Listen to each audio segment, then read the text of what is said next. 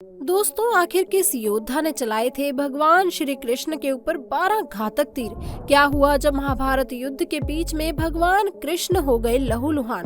दोस्तों, वीडियो में आगे बढ़ने से पहले चैनल को सब्सक्राइब अवश्य करें और बेल आइकन जरूर दबाएं। कहा जाता है कि महाभारत के युद्ध में भगवान श्री कृष्ण ने अर्जुन और दुर्योधन को 2 विकल्प दिए थे। एक ये कि वो भगवान कृष्ण को चुने जो कि निहत्थे होंगे, या फिर भगवान श्री कृष्ण की नारायणी सेना को चुने जो कभी नहीं हारी थी। दुर्योधन ने नारायणी सेना को चुना और अर्जुन ने स्वयं भगवान कृष्ण को।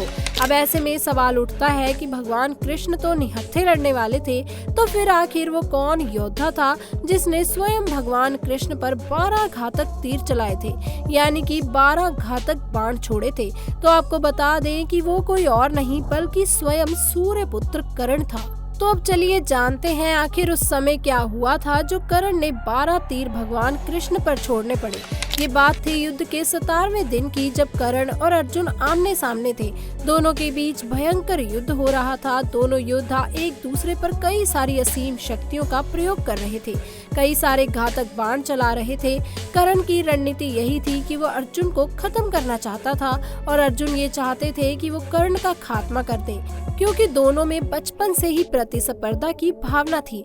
दोनों ही एक दूसरे को सर्वश्रेष्ठ धनुधर मानते थे। फिर वो समय भी नजदीक आ गया जब कर्ण ने अर्जुन को हराने के लिए सर्प बाण चलाने का निर्णय लिया। इस बाण को कर्ण ने कई वर्षों से अर्जुन पर प्रहार करने के लिए रखा हुआ था।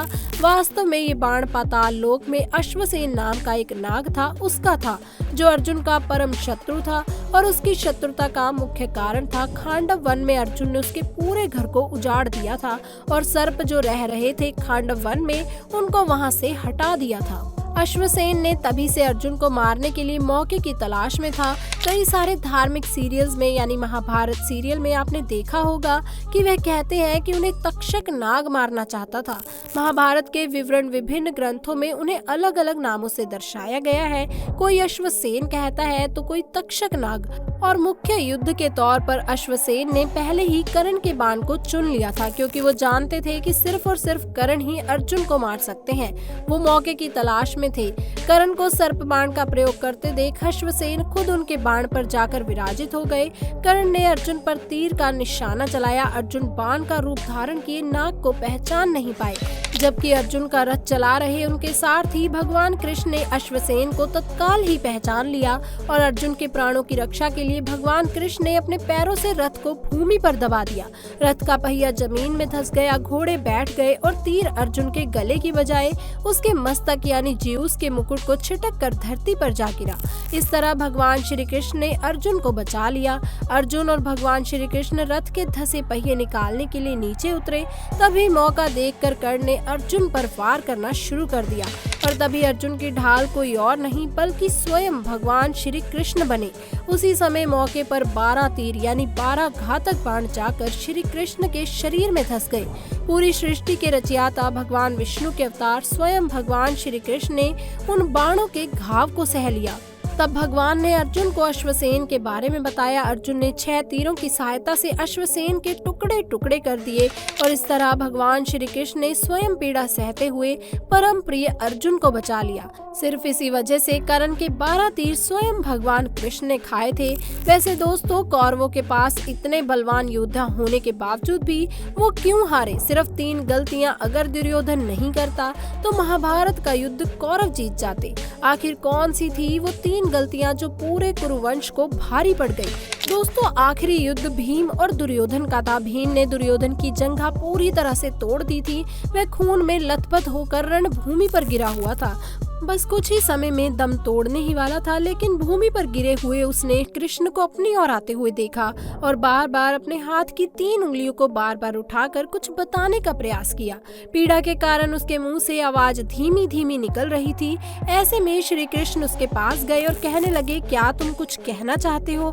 तब दुर्योधन ने कहा कि उसने महाभारत के युद्ध के दौरान 3 गलतियां की हैं। इन्हीं गलतियों के कारण वह युद्ध नहीं जीत सका और उसका ये हाल हुआ। यदि वह पहले ही इन 3 गलतियों को पहचान लेता तो आज जीत कौरवों की होती और महाभारत के युद्ध का एक अलग ही निष्कर्ष निकलता। श्री कृष्ण ने सहजता से दुर्योधन से उसकी उन 3 गलतियों के बारे पूछा तो उसने बताया, पहली गलती उसने ये की, उसने स्वयं नारायण के स्थान पर उनकी नारायणी सेना को चुना। दोस्तों ये तो आपको पता ही होगा, जैसे कि हमने पहले भी बोला, क्योंकि जब भगवान श्री कृष्ण ने अर्जुन और दुर्योधन को विकल्प दिया था कि या तो भगवान श्री कृष्ण को चुन सकते हैं या उनकी अप्सराओं नारायणी सेना, और दुर्योधन ने नारायणी सेना को चुना क्योंकि उन्हें लगा कि निशस्त्र नारायण यानी स्वयं भगवान कृष्ण कुछ नहीं कर पाएंगे, और अगर वो कौरवों के पक्ष में होते तो आज परिणाम कुछ और ही होता। दूसरी गलती उसने ये बताई कि उसने अपनी माता के लाख कहने पर भी वो उनके सामने पेड़ के पत्तों से बना हुआ लंगोट पहन कर गया। उसकी माता ने उसे कहा था कि वह नंगन अवस्था में ही आए ताकि वह अपने संचार और अपने प्रचार द्वारा बचाई गई शक्ति को अपने पुत्र दुर्योधन को दे सके, जिससे वह रणभूमि में अजय हो। लेकिन यहाँ पर भी भगवान श्री कृष्ण की लीला थी, जिसके द्वारा लज्जित होकर दुर्योधन को पत्ते लपेट कर जाना पड़ा, और इस वजह से उसकी जांग और मुख्य अंग शक्तिहीन हो गए, और इसी वजह से दुर्योधन परास्त भी हुआ। दोस्तों तीसरी और अंतिम गलती उसने ये की कि उसने युद्ध में आखिरी में जाने की भूल की।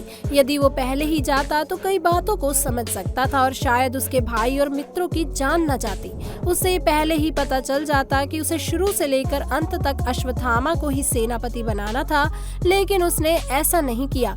अगर वो युद्ध भूमि में पहले ही उतर जाता, यानी कि सबसे आगे रहता, तो ये जान पाता कि आखिर कौन सा योद्धा कहाँ सही रहेगा। यहाँ पर वो किस योद्धा पर भारी पड़ सकता है। भगवान श्री कृष्ण ने विनम्रता से दुर्योधन की ये सारी बातें सुनी और फिर उन्होंने उससे कहा, तुम्हारी हार का मुख्य कारण तुम्हारा अधर्मी व्यवहार और अपनी ही कुलवधू का वस्त्र हरण करवाना था। तुमने स्वयं तो अपने कार्यों से अपना भाग लिखा था दुर्योधन। श्री कृष्ण के कहने का तात्पर्य यह था कि तुम अपनी 3 गलतियों के कारण नहीं हारे, बल्कि तुम अधर्मी हो इसलिए हारे हो। तुम अपने कुलवधू का ही वस्त्र हरण करवा रहे थे, तुम पांडवों को नीचा दिखा रहे थे, तुम्हें सिर्फ और सिर्फ तुम्हारा अहंकार लेकर डूबा है निर्दय दुर्योधन। वैसे भी दोस्तों भगवान विष्णु ने धरती पर तब जन्म लिया जब अधर्म और अत्याचार बढ़ा है। अब तक भगवान ने 9 अवतार लिए हैं, लेकिन माना जाता है कि कलयुग के अंत में भगवान का 10वां अवतार भी होगा। भगवान श्री कृष्ण को विष्णु जी का 8वां अवतार माना गया था और वह भगवान के परमावतार माने गए हैं, यानी सारे ही गुण भगवान के इस अवतार में शामिल थे। श्रीमद् भागवत में श्री कृष्ण ने कहा है कि धरती पर जब भी अधर्म बढ़ेगा वे जन्म लेंगे। विष्णु पुराण में भगवान के 10 मुख्य अवतार बताए गए हैं और 10वां अवतार होगा कल्कि अवतार, यानी भगवान स्वयं धरती पर आएंगे, लेकिन हम स्वयं भगवान को नहीं पहचानेंगे और हम खुद स्वामी नारायण भगवान से लड़ेंगे। लेकिन ऐसा क्यों हम अपने ही भगवान से लड़ेंगे? जानना चाहते हैं तो हमने हमारे चैनल पर इस पर भी एक वीडियो बनाई है, जरूर से जाकर देखें। वीडियो आपको कैसी लगी कमेंट बॉक्स में जरूर बताएं, और अगर आपके पास भी कोई सटीक जानकारी है या चाहते हैं कि भविष्य में हम उन टॉपिक्स पर वीडियो बनाएं, तो कमेंट बॉक्स को टॉपिक से भर दीजिए। वीडियो अच्छी लगी हो तो वीडियो को लाइक कीजिए, चैनल को सब्सक्राइब भी कीजिए। मिलते हैं अगली वीडियो में, तब तक के लिए आपका धन्यवाद।